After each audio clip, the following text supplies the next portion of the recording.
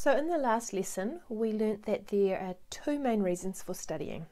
Firstly, we want to move information from our short-term and working memory into our long-term memory and have that information stored long-term.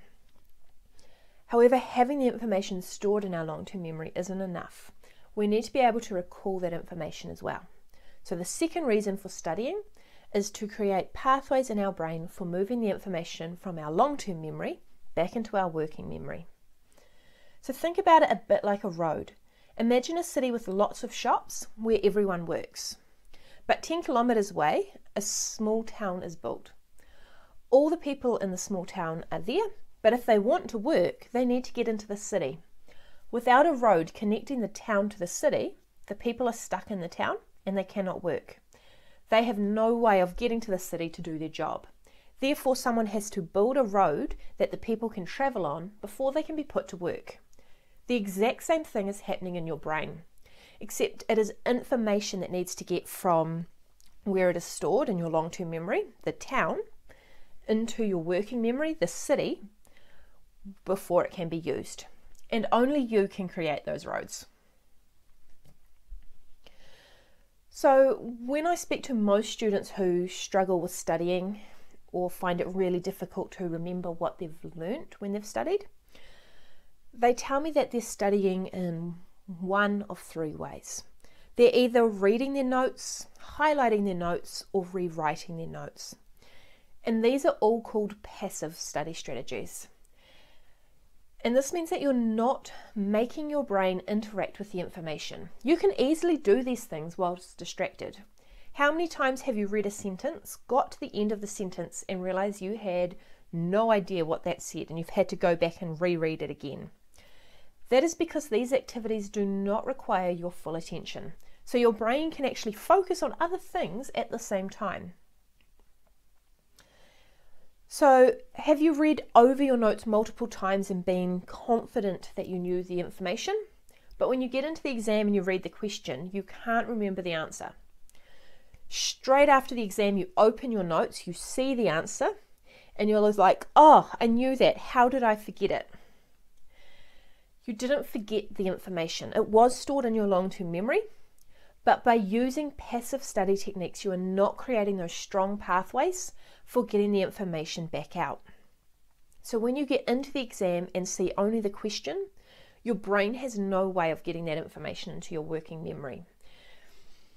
So once you've seen the answer outside of the exam, that answer's acted as a trigger, so you've recognized the answer, and that's triggered you to recall that information. So suddenly you remember it.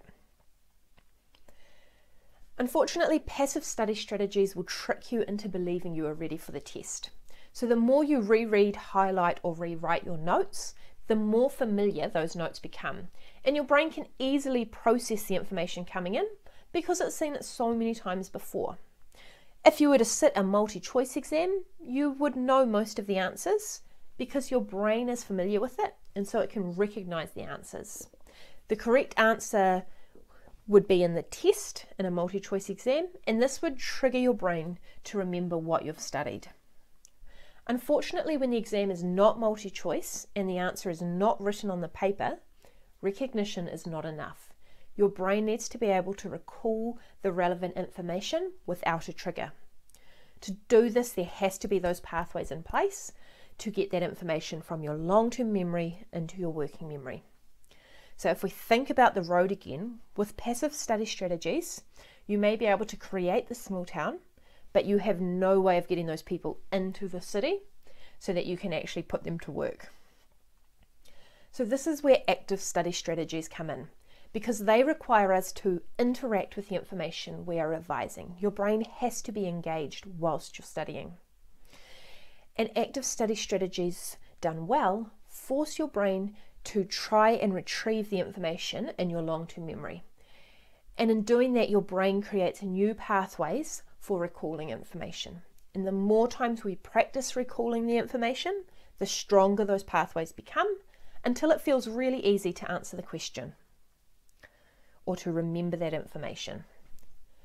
So great active study strategies include using cue cards, quizzes, mind maps, teaching other people, and answering practice questions. However, they all only work if you actively try to remember the information. So each of these activities could be turned into a passive study strategy if you have the answers open in front of you and you keep referring back to the answers before trying to think of them yourself.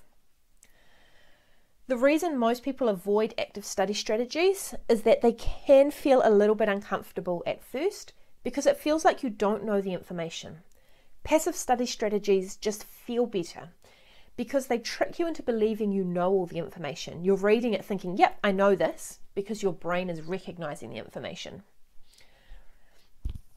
Another benefit of active study strategies is that you can learn far more in less time. Passive studying is actually slow. You have to read over the same notes multiple times and often before it actually starts to feel really familiar. So in the next module, we will cover each of the active study strategies in more detail, and you will get a chance to practice each active study strategy so that you can see which ones work best for you. So now we are going to complete an activity that will demonstrate the difference between revising using active study strategies and passive study strategies. I can just tell you that active strategies are better, but I would rather show you so that you believe me. So I will give you the instructions in the next slide, but you are going to need to pause the video at one point. So you'll need a way of telling the time, like a stopwatch on your phone or a clock, because you're going to need to time 1 minute. Okay, so how the activity works. In the next slide, you will see 20 different objects. You need to try and remember as many as you can. So some of the strategies you could try are repeating them out loud, or finding themes in the objects or fascinating features that help you remember them. Close your eyes and see how many you can remember, and then open your eyes back up, check the screen and see which ones you have forgotten and still need to remember. The screen with the 20 objects will stay up for 30 seconds. At that time it will switch to a white screen, and you will need to pause the white screen. You then need to get a pen and paper and write down as many objects as you can remember in 1 minute. After 1 minute is up, press play and the answers will come up so you can check how many of the objects you remembered.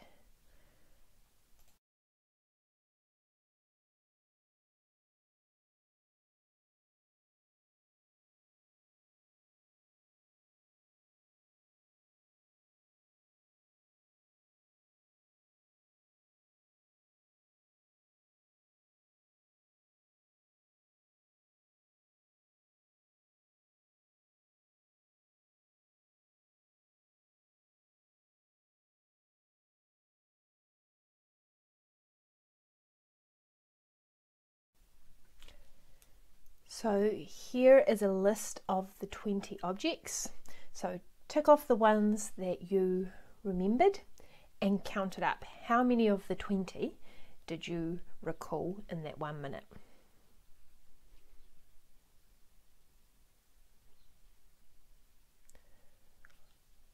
So how many objects did you remember?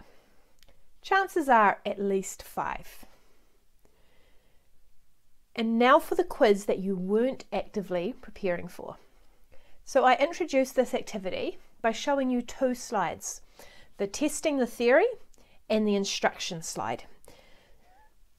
There were 10 objects on each of these 2 slides.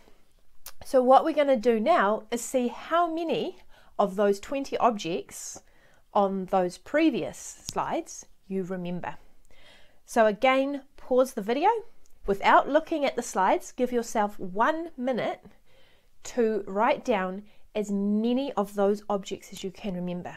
So those were the objects that were down the left-hand side.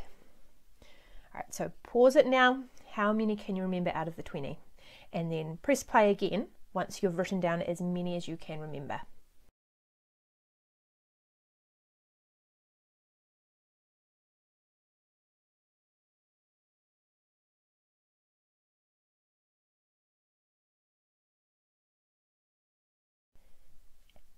and how did you go?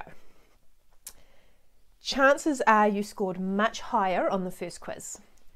This is because although you were looking at those first 2 slides with the instructions and the title on it, you were taking in the information passively. Your brain was not being forced to actively engage with the content on that slide. When you were trying to remember the 20 objects on the 3rd slide, you were using strategies to group the images or find features in them or recall them and trying to make sense of them. You were also practicing actively recalling them by closing your eyes and trying to remember as many as you can and then checking how many you got right when you opened your eyes again. As a result, your brain paid much more attention to them and you held on to the information in your short-term memory. Whereas those previous 2 slides, even though you were looking at them, you were taking them in passively, and so your brain would have forgotten them as soon as those new 20 objects came in, because you hadn't made any effort to move that information to your long-term memory and retrieve it. So if we compare active versus passive study strategies to training for a physical event like running, let's just say you want to improve your running time. How are you going to go about doing that? I'm pretty sure you're not going to sit on the couch all day and watch videos of you running on repeat. It's not going to work because you are not improving your fitness or building muscle. This is essentially what you are doing if you study passively by rereading, rewriting, or highlighting your notes. You want to get better at recalling information, but you are not practicing recalling information. Instead, if you wanted to improve your run time, you would go out and run. You would set goals for the times you want to achieve and a time frame. You have to do the exact same thing if you want to improve your grades. You have to make a plan, set goals, and practice recalling the information by using active study strategies.